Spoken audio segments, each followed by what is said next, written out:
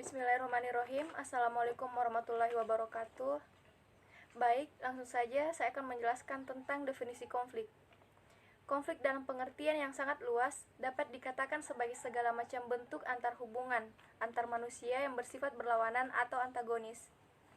Ia dapat terlihat secara jelas dan dapat pula tersembunyi.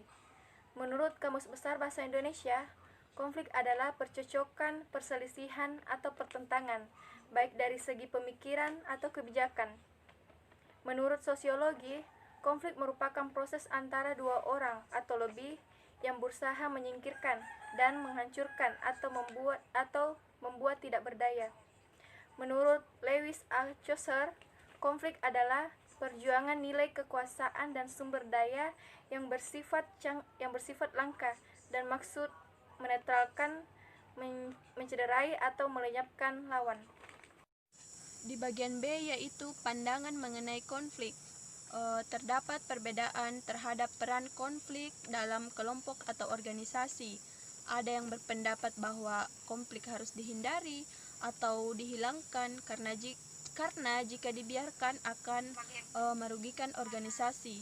Berlawanan dengan ini, pendapat lain menyatakan bahwa jika konflik dikelola sedemikian rupa, maka konflik tersebut akan membawa keuntungan bagi kelompok dan organisasi. Dalam uraian di bawah ini disajikan beberapa pandangan tentang konflik sebagaimana yang dikemukakan oleh Robbins. Bagian A yaitu pandangan tradisional. Pandangan ini menyatakan bahwa semua konflik itu buruk. Konflik dilihat sebagai sesuatu yang negatif, merugikan dan harus dihindari. Di bagian B yaitu pandangan hubungan manusia. Pandangan ini berargumen bahwa konflik merupakan peristiwa yang wajar terjadi dalam sebuah kelompok dan organisasi.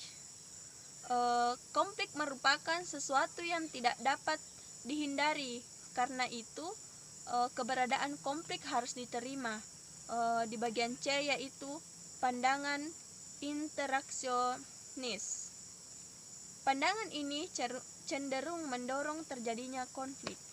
Baik, selanjutnya faktor penyebab timbulnya konflik. Menurut Robbins, konflik muncul karena ada kondisi yang melatar belakanginya. Kondisi tersebut disebut juga sebagai sumber terjadinya konflik, yang terdiri dari 3 kategori. Yang pertama, komunikasi. Komunikasi yang buruk dalam arti komunikasi yang menimbulkan kesalahpahaman antara pihak-pihak yang terlibat dapat menjadi sumber konflik. Kedua, ada struktur. Istilah struktur dalam konteks ini digunakan dalam antrian yang mencakup ukuran atau kelompok, derajat spesialisasi yang diberikan kepada anggota kelompok, kejelasan atau wilayah kerja, kecocokan antara tujuan anggota dengan tujuan kelompok, gaya kepemimpinan, sistem imbalan, dan derajat ketergantungan antara kelompok. Ketiga, ada variabel pribadi. Sumber konflik lainnya yang potensial adalah faktor pribadi, yang meliputi sistem nilai yang dimiliki tiap-tiap individu. Selanjutnya, Krittner dan Kinitsky 1995 284-285 merinci lagi insiden condition itu menjadi 12 faktor sebagai berikut. Yang pertama, ketidakcocokan kepribadian atau sistem nilai. Yang kedua, batas-batas pekerjaan yang jelas atau tumpang tindih. Yang ketiga, persaingan untuk memperoleh sumber daya yang terbatas. Yang keempat, pertukaran informasi atau komunikasi yang tidak cukup atau inadequate atau communication. Yang kelima, kesaling tergantungan dalam pekerjaan. Misalnya, seseorang tidak dapat menyelesaikan pekerjaannya tanpa bantuan orang lain. Yang keenam, kompleksitas organisasi atau konflik cenderung meningkat bersamaan dengan semakin meningkatnya susunan hierarki dan spesialis pekerjaan. Yang ketujuh, peraturan standar kerja atau kebijakan yang tidak jelas atau tidak masuk akal. Yang kedelapan, batas waktu penyelesaian pekerjaan yang tidak masuk akal sehingga sulit dipenuhi. Yang kesembilan, pengambilan keputusan secara kolektif atau semakin banyak orang yang terlibat dalam proses pengambilan keputusan, semakin potensial untuk konflik. Yang kesepuluh, pengambilan keputusan melalui konsensus. Yang ke-11, harapan-harapan yang tidak terpenuhi atau karyawan yang memiliki harapan yang tidak realistik terhadap pekerjaan, upah atau promosi akan lebih mudah untuk konflik. Yang ke-12, tidak menyelesaikan atau menyembunyikan konflik.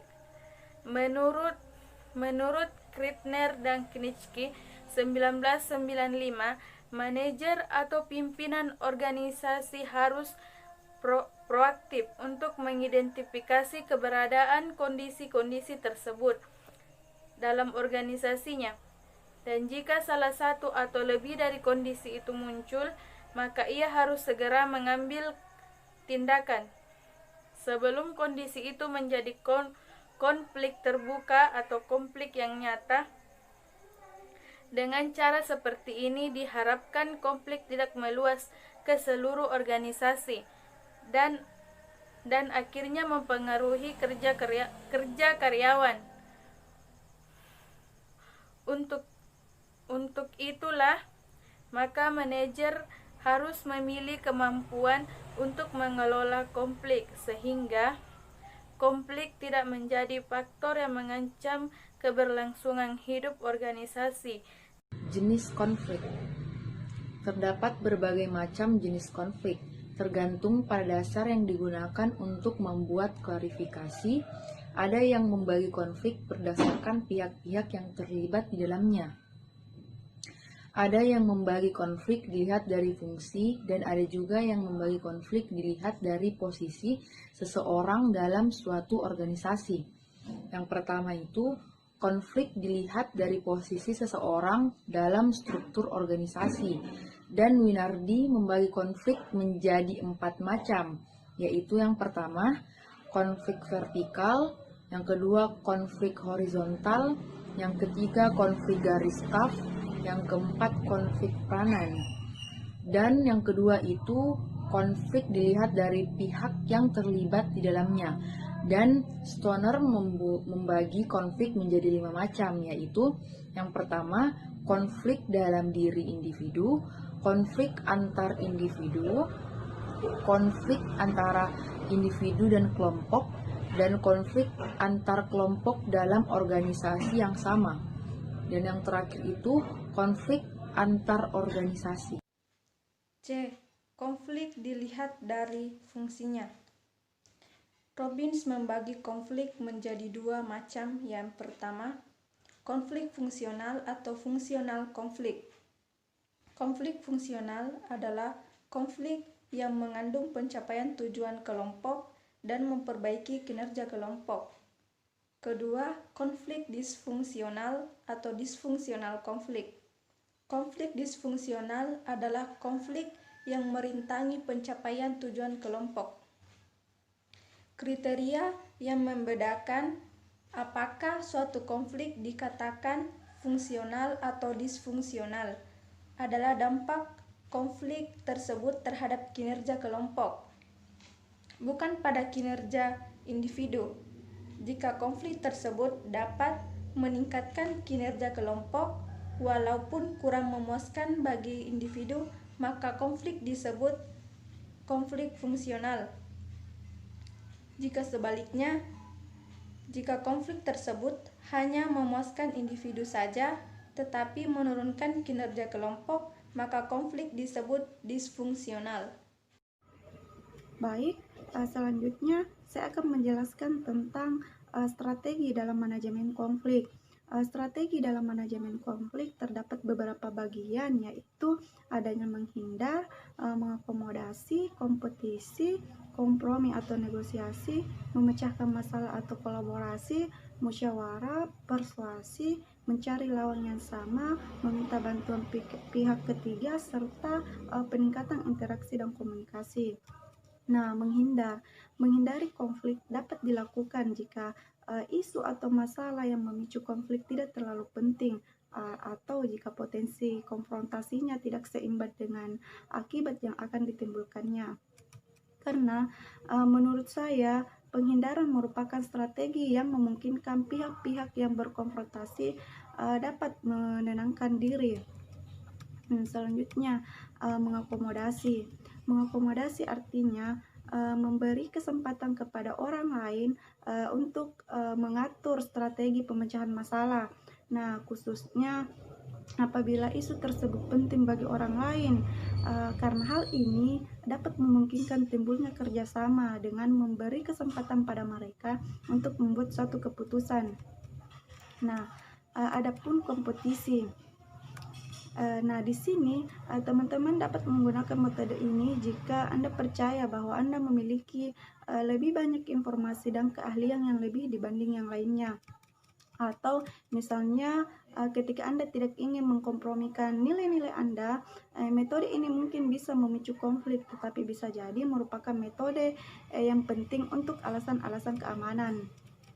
Nah, selanjutnya adapun kompromi atau negosiasi. Nah, di sini kita masing-masing memberikan dan menawarkan sesuatu pada waktu yang bersamaan, saling memberi dan menerima, serta meminimalkan kekurangan semua pihak yang dapat menguntungkan semua pihak. Karena kompromi adalah suatu kesepakatan yang timbul antara dua belah pihak yang berselisih. Contohnya yaitu misalnya saya mengambil contoh misalnya kakak dan adik yang rebutan bermain handphone, sehingga di sini dibuatlah kesepakatan bahwa kakak dapat bermain selama 30 menit, begitupun dengan sebaliknya. Nah, itulah yang dikatakan kompromi atau negosiasi, karena di sini adanya masing-masing memberikan dan menawarkan sesuatu pada waktu yang bersamaan.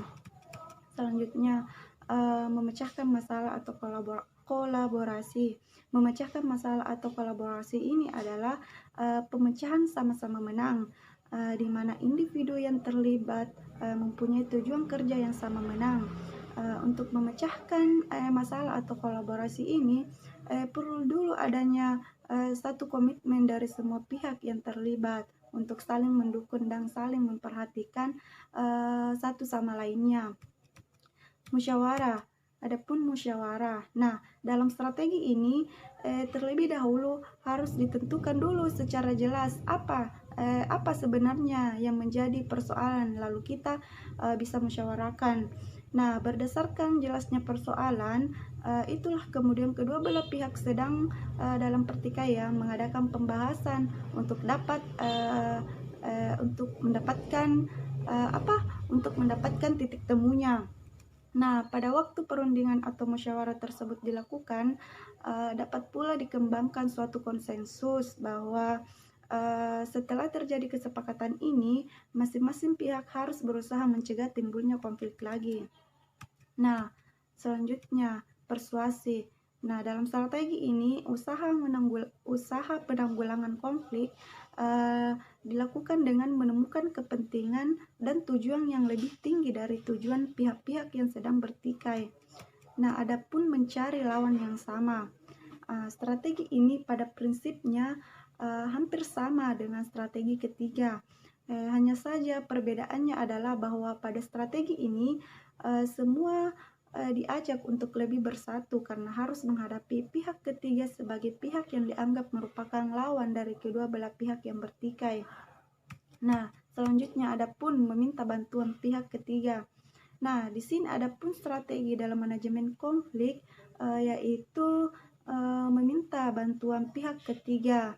Hal yang utama di sini adalah sebelumnya kita mengetahui dulu di bidang apa pertikaian, dalam arti apakah terjadinya, sehingga berkaitan dengan konflik politik, konflik wewenang, konflik hukum, dan konflik teknis pekerjaan apakah. Hal ini penting guna dapat memilih pihak ketiga yang kiranya dapat menanggulangi akibat yang lebih negatif dari suatu konflik.